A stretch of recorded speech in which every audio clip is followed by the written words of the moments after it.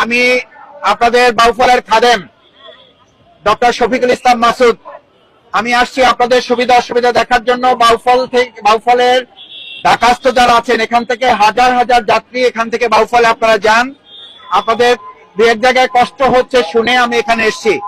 পত্রিকা গণমাধ্যমের মাধ্যমে জানতে পেরেছি যে কোথাও কোথাও অতিরিক্ত ভাড়া নেওয়া হচ্ছে, কোথাও কোথাও গাড়ি ছাড়তে বিলম্ব করা হচ্ছে।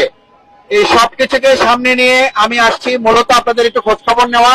এবং আমার সাথে ঢাকা 4 আসনের এমপি, জাতীয় সংসদ সদস্য, এই এলাকার জননেতা জনাব সৈয়দ জয়নুল আবেদিন আপনাদের সাথে এখানে আছেন। উনি ওনার পক্ষ থেকে এখানে স্থায়ীভাবে আমাদের নিরাপত্তা কর্মী দেওয়া হয়েছে।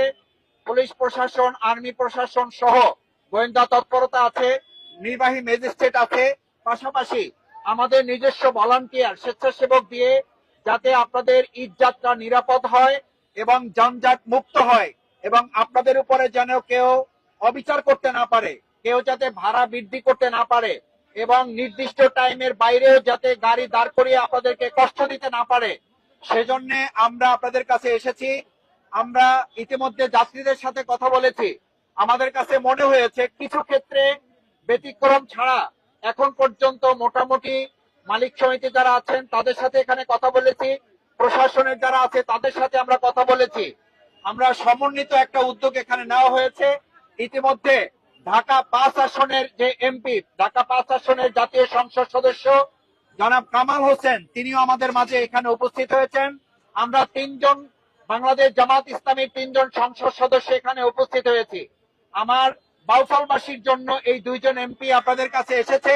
ওনারা সার্বক্ষণিক এই ধোলাইপাড় সহ সায়দাবাদ, যাত্রাবাড়ি এই অঞ্চল থেকে যত গাড়ি ছাড়ছে, এমনকি আমাদের লঞ্চঘাট এলাকাতে, ওখানেও আমরা খোঁজ খবর নিয়েছি।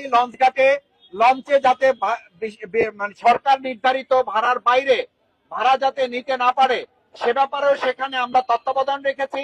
প্রশাসনের যারা আছেন তারাও তদারকি করছেন। আমরা জামাত ইসলামের পক্ষ থেকে আমাদের সংসদ সদস্যবৃন্দে তাদের পক্ষ থেকে স্বেচ্ছাসেবক টিম করে দেওয়া হয়েছে, তারাও এ ব্যাপারে কার্যক্রম পরিচালনা করছেন।